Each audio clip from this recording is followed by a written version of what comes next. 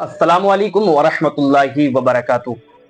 अगर कुर्बानी के अंदर ये दो गलतियां आपने कर दी तो समझ लो आपकी कुर्बानी नहीं होगी, आपकी कुर्बानी नहीं मानी जाएगी।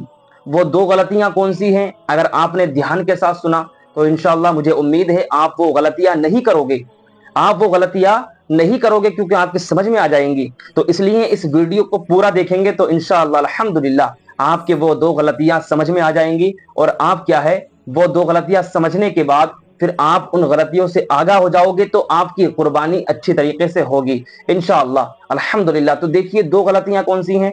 पहली ये गलती कि अगर आपने कुर्बानी के लिए कोई जानवर खरीदा, बड़ा जानवर खरीदा और उसमें बड़े जानवर में 7 हिस्से तो होते ही हैं। लोग क्या है 7 हिस्से बड़े जानवर में डाला करते हैं।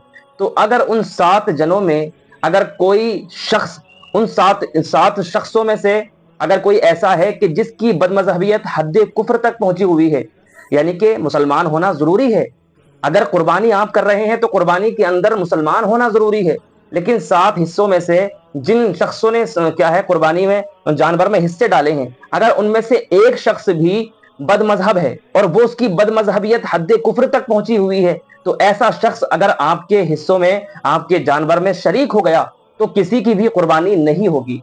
अब समझ में आ रही बात कि अगर क्या है बदमजहब और हद कुफ्र तक पहुंची हुई है उसकी, तो ऐसी सूरत में किसी की भी कुर्बानी नहीं होगी। ये गलती ये आप चेक कर लें कि हमारे हिस्सेदारों में से कौन क्या है सही है, कौन क्या है गलत है। ठीक है, इस बात को भी आप अच्छी तरीके से देख लें कुर्बानी का जानवर खरीदने से पहले पहले, हिस्सा डालने से पहले पहले। और दूसरी गलती ये है कि अगर कोई शख्स कुर्बानी कर रहा है बड़े जानवर में जिसमें 7 हिस्से होते हैं, तो अगर उस 7 शख्सों में से अगर किसी एक शख्स की भी गोश्त खाने की नीयत हुई और वो क्या है ये चाहे कि मुझे गोश्त मिल जाए, यानी कि कुर्बानी करने का रज़ाए इलाही तो कुछ ना हो बल्कि सिर्फ और सिर्फ उसकी नीयत गोश्त हासिल करने की हो, यानी कि उसकी नीयत गोश्त मिल जाए सिर्फ।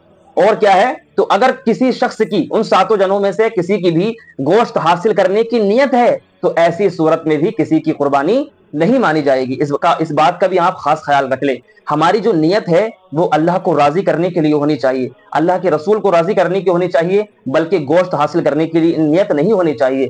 चाहे हमें गोश्त मिले या ना मिले, क्योंकि अल्लाह की बारगाह में तुम्हारा गोश्त नहीं पहुंचता है। अल्लाह की बारगाह में जो कुर्बानी की जाती है उसका बंदों का क्या है वो गोश्त नहीं पहुंचा करता, बल्कि बंदों का जो पहुंचता है उनकी नीयत पहुंचती है, उनकी परहेजगारी पहुंचती है, उनका तकवा पहुंचता है। तो इसलिए हम कुर्बानी करें तो हम अपनी नीयत को साफ कर लें, हम अपनी नीयत में खोट ना लाएं, बल्कि क्या है हम अल्लाह को राजी करने के लिए कुर्बानी करें। तो ये दो बातें थी इंशाअल्लाह अल्हम्दुलिल्लाह, मुझे उम्मीद है आपके समझ में आ गई होगी। तो इन दो बातों का आप खास करके ख्याल रखें। ठीक है, मिलते हैं नेक्स्ट वीडियो में, तब तक के लिए अपना ख्याल रखें। अल्लाह हाफिज।